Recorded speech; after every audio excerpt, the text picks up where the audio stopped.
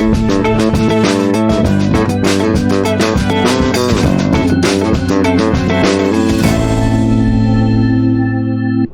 teman-teman, selamat datang kembali di podcast Cafe Palmera Politeknik Tempo bersama saya Sakif dari Desain Media Angkatan 2023 yang menemani Anda dalam obrolan santai namun penuh insight tentang dunia kreatif, media, dan proses di balik layar industri jurnalisme visual. Hari ini kita akan membahas topik yang jarang dibahas secara mendalam tapi menjadi tulang punggung visualisasi modern, yaitu dunia infografis dan cara kerja infografis artis di Tempo atau di tempat media lain. Nah, untuk mengulik proses kreatif tantangan sampai pengalaman seru di balik layar pembuatan infografis di Tempo atau tempat media yang lain, hari ini kita kedatangan narasumber spesial, yaitu Bang Rio Ariseno atau kerap dipanggil Rio. Oke. Jadi gue panggilnya Bang Rio Ariseno aja. Oke, siap. Bang Rio ini salah satu infografis artis di Tempo Media. Sudah dari kapan, Bang? Gua masuk itu 2013 akhir ya. Oke. Gua sampai sekarang masih di sini. Nah, kan tadi masih kayak sneak peek pengenalan nih, Bang. Sekarang gua mau nanya deh. Boleh diceritain nggak, Bang, profil singkat Bang Rio tuh gimana? Oke. Buat teman-teman Cafe Palmera ya. Perkenalkan, nama saya Rio, panjangnya Rio Ariseno. Saat ini saya sebagai salah satu desainer di Tempo ini. Kebetulan bagian saya itu adalah namanya Tempo Media Lab. Tempo Media Lab itu apa? Jadi di Tempo Media Lab itu kita tidak hanya menyajikan tulisan, tapi kita bisa menyajikan beragam produk grafis ya. Produk visual seperti ada ilustrasi, kemudian ada infografik, kemudian juga ada game, kemudian juga ada news game, dan berbagai macam yang di-request oleh para penulis-penulis di bawah. Gitu. Oke. Jadi bedanya Tempo Media Lab dengan divisi divisi kreatif Tempo lainnya adalah di Tempo Media Lab itu kita tidak hanya mengerjakan satu produk, tapi kita bisa mengerjakan beragam produk yang bisa dibilang mustahil. Tapi kita berusaha untuk mewujudkannya, keinginan penulis itu apa, dengan terus kemudian konsultasi ke Tempo Media Lab sendiri, dan akhirnya kita bisa menyajikan sebuah final projectnya yang bisa masyarakat nikmati seperti itu. Oke. Lu dulu pernah bayang gak sih, Bang, kalau bakal masuk ke dunia visual jurnalistik kayak sekarang? Gue boleh cerita kuliah gue dulu ya? Boleh. Oke. Boleh banget. Kuliah gue cukup cepet ya. 7 tahun. 7 tahun cukup gak tuh? Cepet banget. Cepet ya? Iya. 7 tahun cepet. Gue sempat kena pemutihan juga. Pemutihan itu adalah bayar lagi jadi ya. Jadi gue teman-teman yang masih kuliah di sini kalau bisa juga kena pemutihan juga ya. Jadinya biar pengalamannya itu makin banyak ya. Pengalamannya makin banyak ya, nggak apa-apa sih kalau misalnya teman-teman masih mau kuliah. Jadi salah satu yang yang gue cukup sayangkan waktu zaman gue kuliah adalah gue itu jarang main sama teman-teman gue. Jarang main sama teman-teman gue. Gue baru akrab sama teman-teman gue itu baru main di kampus itu 4 sampai 3 tahun terakhir. Sebelumnya itu gue kuliah pulang. Makanya gue tuh ngerasa miskin informasi saat gue kuliah pulang itu. Tapi setelah gue main di kampus, nginep di kampus, itu ekosistemnya jadi ternyata dengan main ini memperbanyak link juga ya. Jadi buat teman-teman yang masih kuliah ini, saran gue kalau bisa perbanyaklah link ya. Mau dari siapa aja, banyakin temen nggak masalah. Terus kemudian itu berkenalan sama infografik gitu ya. Iya. Berkenalan sama infografik dulu zaman gue kuliah itu kalau sekarang mungkin teman-teman mata kuliahnya itu udah canggih-canggih banget ya. Udah disokong sama alat, kemudian sama software yang bagus. Nah, kalau zaman gue dulu itu untuk melayout aja itu terbatas softwarenya. Jadi mau nggak mau memang harus dipaksa pakai salah satu software itu, kemudian berkembang sampai sekarang. Dan awal mulanya gue terjun ke infografik itu mengerjakan infografik ya, adalah salah satu tugas kuliah Tugas kuliah dulu. Tugas kuliah itu masih gambar pakai tangan, terus pakai pensil warna. Nah, setelah itu. Jadi, saat itu gue belum tahu apa itu infografik. Saat itu gue hanya taunya, oh infografik itu ada grafis batang, grafik garis. Tapi semakin ke sini kita semakin tahu ya, ternyata oh maksud grafis batang itu apa, grafik garis itu apa, ya seperti itu. Oke. Eh, Sekarang kita masuknya ke pertanyaan yang lebih mendalam sih, Bang. Oke. Kan kayak anak-anak zaman sekarang Mm-mm. tahu infografis tapi nggak tahu apa sih bedanya infografis sama poster, desain grafis yang lain-lain. Mm-mm. Nah, menurut Mas Rio, apa sih yang dimaksud dengan infografis dalam konteks media seperti di Tempo atau media redaksi lain lah gitu? Apa peran utama infografis dalam menyampaikan informasi kepada pembaca? Oke. Nih gue rasa semua di teman-teman Cafe Palmerah ini udah sering main sosmed ya pasti ya. Tiap bangun tidur pasti buka sosmed nih, pasti gue yakin banget. Jadi peran infografik kenapa sangat penting ya di dalam kemajuan zaman saat ini adalah infografik itu bisa menceritakan permasalahan dengan detail tapi dengan cara yang singkat. Bayang dong teman-teman kalau misalnya lagi perjalanan, misalnya lagi di kereta gitu, dibanding teman-teman baca satu halaman, dua halaman full gitu yang penuh dengan tulisan, tapi kalau dibandingkan dengan 1 sampai 3 slide itu lebih efektif yang mana tuh? Nah, jadi salah satu peran infografik adalah membuat semua berita, membuat semua tulisan yang istilahnya rumit itu kita persingkat dengan jelas dan langsung kepada poin-poinnya seperti itu. Oke. Kan Bang Rio ini di Tempo nih, Bang. Mm-mm. Tempo dikenal dengan liputan yang dalam, investigasinya juga kompleks lah istilahnya. Yes. Banyak data, banyak angka, dan banyak kronologi. Yes. Nah, di tengah banyaknya bentuk penyajian visual, kenapa Tempo masih sangat membutuhkan infografis artis? Sebenarnya dalam mengolah infografik itu dibilang rumit ya, cukup rumit ya. Karena sebagai desainer yang mengolah data dari infografik itu, kita harus tahu dulu nih arah naskahnya itu mau seperti apa, arah datanya itu mau seperti apa. Jadi kita harus tahu dulu naskah ini, data ini apakah cocok pakai grafik jenis ini, apakah cocok pakai jenis grafik juga seperti ini. Nah, itu memang harus sebagai desainer itu kita tidak hanya bisa menghasilkan sebuah produk visual yang bagus, tapi kita juga harus memahami konsep dari masalahnya itu sendiri. Karena misalnya data yang berupa perbandingan, kalau kita pakai grafik garis dan yang jenis line chart seperti itu kan ada ketidaknyambungan tuh seperti itu. Jadi memang harus kita kita baca dulu, kita telaah dulu tulisannya, habis itu baru kita eksekusi ke dalam visualnya. Oke. Nah, Bang, kan salah satu elemen penting dalam infografis itu kan warna ya, Bang ya. Yes. Karena warna juga bukan hanya estetika kan, tapi cara kita mengarahkan fokus kepada pembaca. Mas Yo, biasanya gimana sih cara menentuin warna atau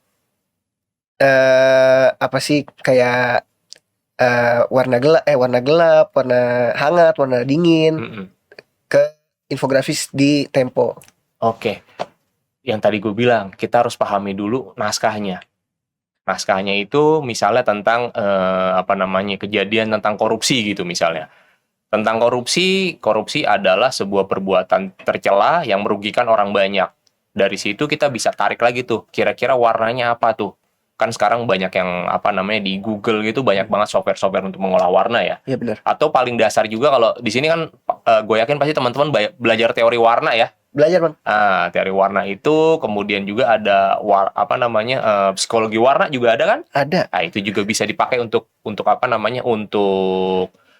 sebagai dasar kalau teman-teman mau menentukan sebuah warna. Jadi kalau balik lagi ke kasus korupsi tadi, kasus korupsi adalah kasus yang istilahnya merugikan banyak orang. Itu setelah kita riset, kita baca naskahnya, kan agak janggal juga kalau kita kasih warna warna pink, ungu seperti itu kan. Jadi kita bawa juga cari warna apa sih yang kira-kira bisa mewakili kasus korupsi ini, bisa dipakai misalnya warna merah atau yang istilahnya istilahnya warna-warna mencekam dan kerasa gitu. Wah, nih korupsi ini merugikan orang banyak nih, seperti itu. Oke. Balik lagi nih Bang. Kan di Tempo sering ketemu dengan topik yang istilahnya sensitif banget nih. Iya. Selama bekerja sebagai infografis artis di Tempo, kasus atau liputan apa yang paling seru untuk divisualisasikan? Dan sebaliknya, apa topik yang paling sulit dituangkan jadi infografis? Kenapa tuh Bang kira-kira? Oke. Kita berbicara rubrik ya. Iya. Rubrik di majalah ya. Sebenarnya semua data itu bisa kita olah ya, bisa olah jadi infografik, tapi memang ada prosedurnya gitu, ada yang harus bisa kita jabarkan datanya. Kalau dibilang paling seru bikin infografik apa gitu misalnya, pengalaman gue itu paling seru itu ya semacam kita ngerjain investigasi kemudian ada lingkungan kalau di Tempo. Nah, kenapa dua itu? Karena di dalam dua rubrik itu kalau penulis yang menyajikan data, biasanya datanya beragam. Nggak cuma tulisan, tapi ada angka, kemudian ada peta, kemudian ada pokoknya banyak banget yang bisa kita olah. Terus tadi kan lo tanya infografik apa sih yang paling nggak enak ya? Paling susah ya.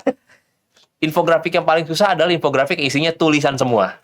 Wah, kira-kira gimana tuh? Dari awal sampai akhir itu narasi semua, angka ya ada tapi nggak banyak. Nah itu memang sepertinya kelihatannya gampang ya, cuma tulisan aja. Tapi sebagai desainer kalau ketemu seperti itu, apalagi harus diinfografikkan, divisualkan, nah itu tantangan tersendiri tuh. Jadi kita harus pinter-pinter bikin layout seperti itu agar lebih menarik itu datanya.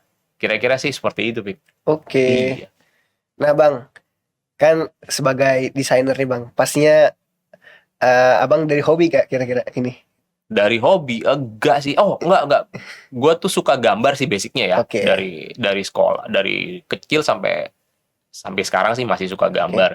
Makanya gue dulu kuliah di kampus yang istilahnya seni rupa ya. Jadi gue basicnya di sini rupa, gue banyak gambar, tapi semakin kesini kan ada penjurusan tuh, udah jadi penjurusan, jadi makin diarahkan tuh, ternyata gambar gue ini bisa bisa difokuskan ke bagian mana seperti ini. Nah karena rata-rata kan sekarang nyari pekerjaan dari hobi-hobi kan, ketika hobi jadi pekerjaan, sering muncul kejenuhan karena tuntutan profesional. Yes, betul. Bagaimana Bang Rio mengatasi kejenuhan ketika dulu awal bekerja jadi desainer infografis? Karena kan gambar terus tekanan juga pasti banyak kan Bang. Sama apalagi deadline yang ketat kan. Gimana tuh Bang? Satu, ini pengalaman gue ya.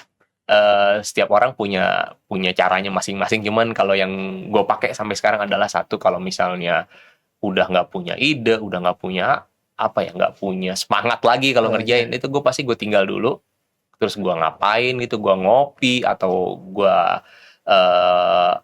melakukan hobi ya. Kebetulan hobi gue adalah suka main model kit, jadi gue sempetin dulu aja 10 sampai setengah jam gue main model kit dulu, ngerakit sedikit lah. Setelah itu baru gue cek lagi tuh naskah tuh kayak gitu.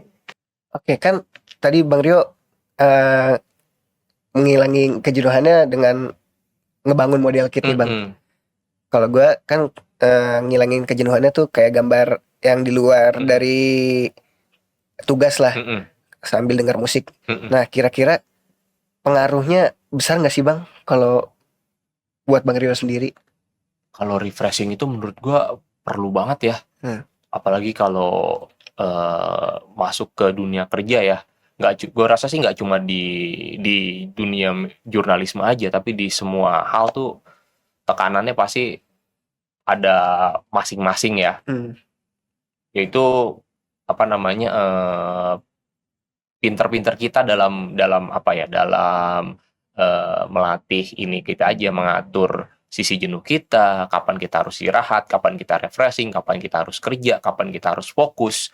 Seperti itu sih, biar istilahnya apa yang kita kerjakan, kemudian yang kita hasilkan itu menjadi maksimal.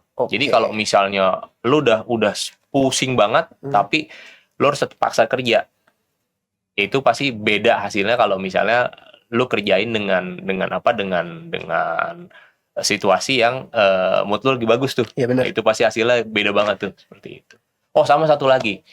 Kalau misalnya lo habis kerja, ini buat gue ya, buat gue ini sangat ngaruh. Kalau misalnya lo habis ngedesain, lo habis ngegambar apapun, setelah gambar selesai, lo tutup laptop lu sebentar, lo ngapain, lo ngopi, lo mandi, lo makan, kemudian lo buka lagi laptop lo lihat hasil gambar lo yang tadi, lo pasti bakal dapat ini baru tuh, apa namanya, ide baru atau insight baru. Iya, kayak gitu tuh. Jadi kasih apa ya, kasih diri lo itu buat istirahat sebentar, setelah itu baru dia akan maksimal lagi buat mikirnya lagi tuh. Nah Bang, selain jadi seniman infografis lah istilahnya, Bang Rio nih ada kesibukan lain nggak? Apa ya? Misalnya kayak ngajar gitu. Oh, iya, gue beberapa kali juga ada ngajar di beberapa kampus, sama kadang gue juga ada beberapa instansi yang membutuhkan materi tentang layout, komposisi, infografik, itu kadang-kadang gue juga suka ngisi kelasnya mereka seperti itu. Oke, kayaknya udah di sesi akhir sih Bang ini mah. Karena pembahasan hari ini informatif banget sih kalau bagi gue, dan mungkin teman-teman Cafe Palmerah juga pastinya merasa refresh lah. Gue makasih banget Bang. Sip. Sama lu Bang. Thank you. Karena udah bagi insight yang berharga mengenai proses kreatif dan tantangan di dunia media kan. Untuk teman-teman pendengar, jangan lupa ikuti terus podcast Cafe Palmerah agar tidak ketinggalan episode baru seru berikutnya. Sampai jumpa lagi. Salam sehat, salam kreatif, dan salam Tempowers.